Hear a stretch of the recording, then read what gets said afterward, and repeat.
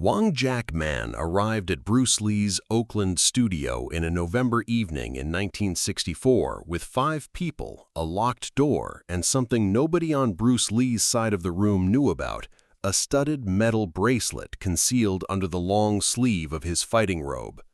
The bracelet was the kind of detail that changes the meaning of everything that followed. The fight began. Wong reached out as if to shake hands. Bruce, already tense and suspicious, threw first, a shot that landed on Wong's orbital bone. They began to fight, and somewhere in the middle of it, Wong struck Bruce on the neck with the concealed bracelet and drew blood. When Bruce felt the blood on his neck and understood what had happened, something shifted. Matthew Pauly's word for what happened next was berserk. It was, by every account, the most violent sequence of the entire encounter. This is the story of the fight that created Jeet Kune Do and the 50 years of disputed testimony that have made it impossible to fully describe.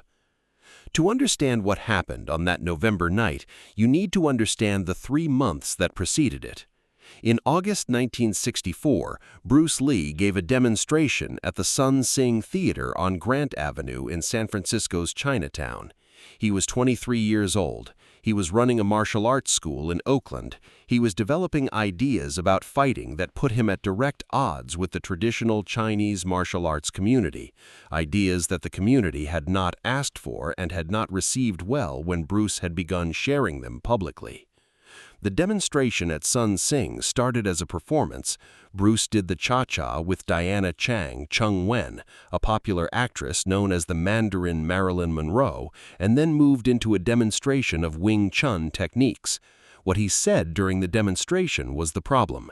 In China, 80% of what they teach is nonsense, he announced to an audience that consisted largely of practitioners and supporters of the traditions he was dismissing. Here in America, it is 90%. He then referred to San Francisco's traditional kung fu grandmasters as old tigers with no teeth. The audience responded by flinging lit cigarettes onto the stage. Before he left, Bruce told the hostile crowd that if they wanted to test his Wing Chun, they could find him in Oakland. He was not issuing a specific challenge to a specific person. He was issuing a general challenge to an entire community that had just thrown burning cigarettes at him, and he was doing it with the specific confidence of someone who had never lost a fight and did not expect to start. The community sent Wong Jack Man. Wong was 23 years old, the same age as Bruce Lee.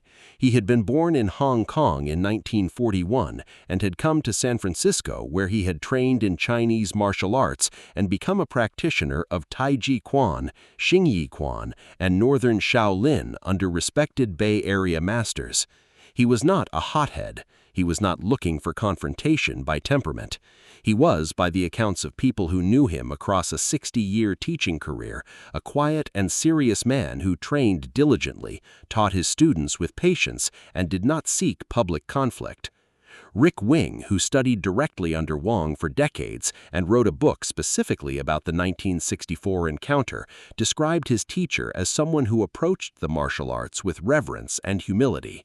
His Northern Shaolin practice was classical and traditional, the kind of martial art that had been preserved and transmitted across generations with deliberate respect for its forms and lineages. Bruce Lee had just called that tradition 90% nonsense. Wong was also a representative of the specific community that Bruce had challenged in public at the Sun Sing Theater in front of that community's own members. Whether the challenge was personal to Wong or institutional to the tradition he represented has been debated for decades. David Chin, who arranged the fight, believed it was primarily about honor, that Bruce's public statements in Chinatown had created an obligation to respond, and that Wong was the person willing and able to respond. Wong himself, in his later interviews, said the fight had less to do with teaching policy and more to do with Bruce's conduct at public demonstrations, where he had been provocative and dismissive in ways that the community found intolerable. David Chin, who would serve as Wong's second in the fight and who gave the most detailed independent account of the encounter to Matthew Pauly decades later, arranged the match and negotiated the terms. The fight would take place at Bruce Lee's Jun Fan Gung Fu Institute at 4175 Broadway in Oakland. It would be private, no press, no public, no spectators beyond a small group of witnesses on each side. The stakes, according to the version of events that most accounts support, if Bruce lost, he would stop teaching non-Chinese students and close his Oakland school. On the night of the fight, a brown Pontiac Tempest carried Wong Jack Man and 5 others across the Bay Bridge from San Francisco to Oakland. The sun had already set. When they arrived at the studio, James Lee, Bruce's close associate and one of his senior students, twice Bruce's age and known for a history as a no-nonsense street fighter, locked the door from the inside and sat down close to where he kept a loaded revolver. The precaution was not subtle. If anyone from Wong's side decided to make this something other than a two-man fight, James Lee intended to prevent it. On Bruce's side of the room, Bruce, his pregnant wife Linda, and James Lee with his gun. On Wong's side, Wong, David Chin, and 4 others. David Chin attempted to negotiate rules. Bruce was not interested in rules. He looked at Chin and said in Cantonese, "You've already got your friend killed." When Wong Jack Man extended his hand for the traditional pre-fight salute, Bruce did not return the gesture in kind. He threw a punch that landed on Wong's orbital bone. The fight had begun. What happened next is where the accounts diverge, sharply, irreconcilably, and in ways that have never been resolved in 50 years of subsequent testimony. According to Linda Lee's account, given in her 1975 memoir and confirmed in multiple later interviews, the fight lasted approximately 3 minutes with a decisive victory for Bruce. Wong adopted a classical fighting stance. Bruce responded with straight punches. Within a minute, Wong's men were trying to stop the fight. A minute later, Wong was backpedaling. At one point, Linda wrote, the scrap threatened to degenerate into a farce as Wong actually turned and ran. Bruce caught him, brought him to the floor, and began striking him. James Lee intervened to stop the fight. Wong submitted. "Is that enough?" Bruce demanded. Wong said it was. Bruce demanded a second confirmation to make sure it was understood. The fight was over. According to Wong Jack Man's account, given to journalist Michael Dorgan in 2017, 53 years after the fight, the encounter was completely different. In Wong's version, Bruce said, "We are going to fight to the death" at the beginning. When Wong reached out to shake hands, Bruce shot his arm forward toward Wong with his hand curved like deadly claws. Wong blocked the shot, but Bruce caught him above the eye. The fight lasted 20 to 25 minutes. Wong got Bruce in a headlock 3 times. Wong could have seriously hurt him, but chose not to because he was afraid of causing permanent injury. Wong's partner William Chen, who was present, also said the fight lasted approximately 20 minutes and was far less one-sided than Linda's version suggested. The disagreement between these accounts is total. 3 minutes versus 25. Decisive versus competitive. Wong submitting versus Wong showing restraint.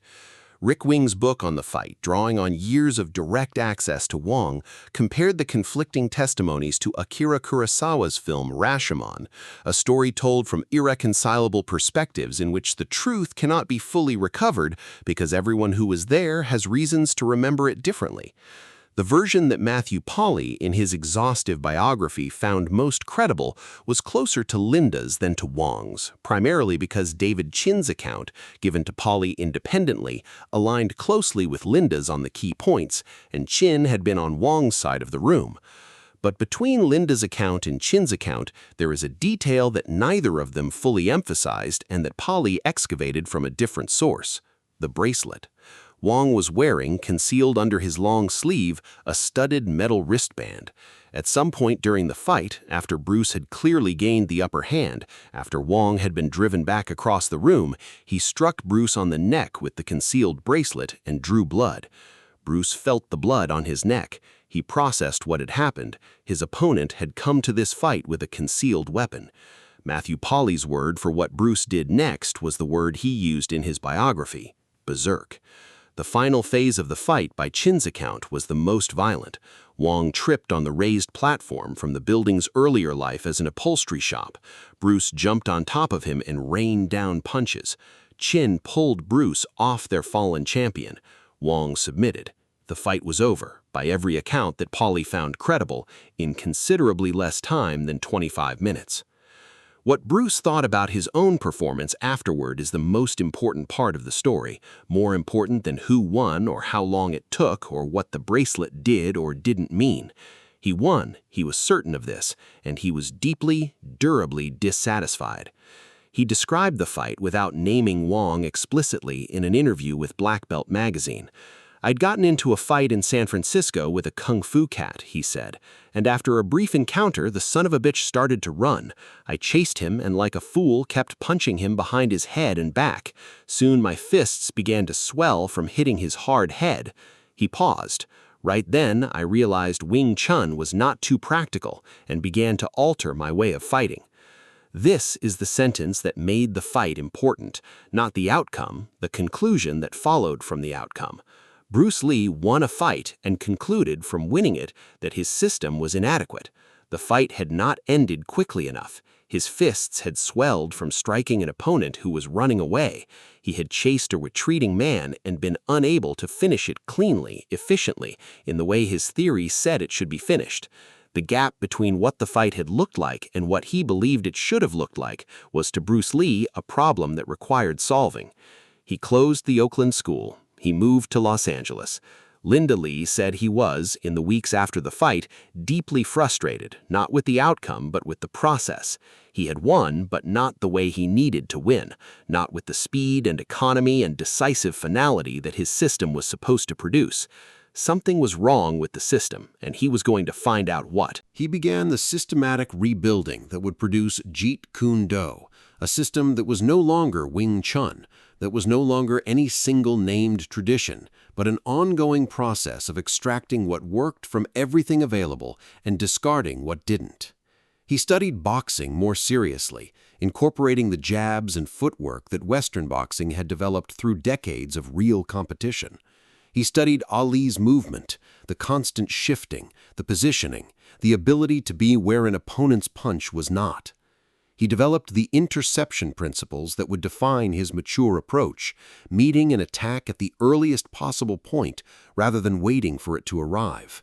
He built a training regimen that was more demanding than anything he had previously maintained, with specific emphasis on cardiovascular conditioning, because the Oakland fight had shown him that his conditioning in an extended encounter was not what it needed to be. He tested everything against resisting opponents. He stopped teaching a style and started teaching a method. He stopped treating kung fu as a tradition to be preserved and started treating it as a problem to be solved. The system he eventually produced and named Jeet Kune Do, the way of the intercepting fist, was built on the wreckage of what the Oakland fight had revealed about the system he had been teaching. Linda Lee, in the interview from which the earlier account of the fight was drawn, said it clearly. He was really rethinking, and that was the beginning of what became Jeet Kune Do. In a separate framing, she connected the Oakland fight to the Seattle YMCA fight with Yoichi Nakachi that had preceded it, the fight that had ended in 11 seconds. The contrast was the point. Seattle had ended in 11 seconds. Oakland had taken several minutes and left his hands swollen. The difference between those two outcomes was the difference between a system that was working and a system that needed to be rebuilt from the ground up. Wong Chak-man went on to become a Grand Master of Northern Shaolin, teaching at the Jingmo Athletic Association in San Francisco's Fort Mason Center until his retirement in 2005. He never publicly acknowledged losing the fight in Oakland. He died on December 26, 2018, at the age of 77, having spent 54 years carrying his version of an event that the rest of the world knew primarily through Bruce Lee's version and Linda Lee's version. His students maintained consistently and loyally that their Sifu had given Bruce Lee a serious workout.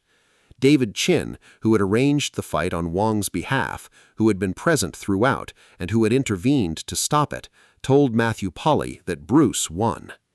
The bracelet is not mentioned in most accounts. It is not mentioned in Linda Lee's memoir. It appears in Polly's biography because Polly found the source. It is the detail that makes the fight different from its legendary version, not a clean, decisive victory by a martial arts genius over a traditional practitioner who could not match his speed, but a chaotic, blood-drawing, bracelet-involving brawl between two 23-year-olds in a locked room in Oakland, which one of them won, and both of them spent the rest of their lives interpreting differently. What Bruce Lee got from it was Jeet Kune Do. What Wong Jack Man got from it was a lifetime of silence, broken only at 76 in an interview with a journalist after the man who had beaten him had been dead for 54 years. If this story moved you, subscribe and leave a comment. Did you know about the concealed bracelet and what it might mean for how the fight really went? Share this video and tell us in the comments, does it matter who won the Wong Jack Man fight, or does only what Bruce built afterward matter?